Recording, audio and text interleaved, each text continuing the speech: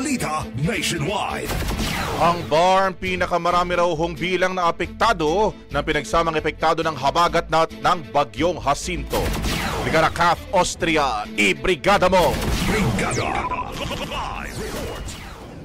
Naitala sa Bangsamoro Autonomous Region in Muslim Mindanao ang pinakamaraming apektado ng habagat at nagdaang bagyong Jacinto. Batay sa pinakahuling ulat ng National Disaster Risk Reduction and Management Council, umabot sa 119,910 individuals o katumbas ng 23,982 families ang naapektuhan ng sama ng panahon sa rehiyon.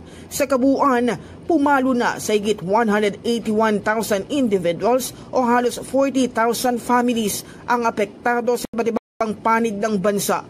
Bukod sa BARM, kabilang din sa mga rehiyong nakaranas ng epekto ng habagat at bagyo ang Calabarzon, Mimaropa, Bicol Region, Zamboanga Peninsula, Sorsogon at Caraga.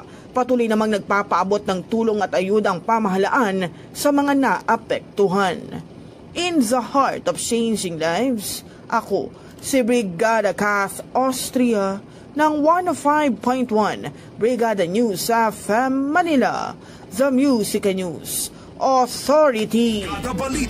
Ang bahaging ito ay hatid sa atin ng Fast Relax.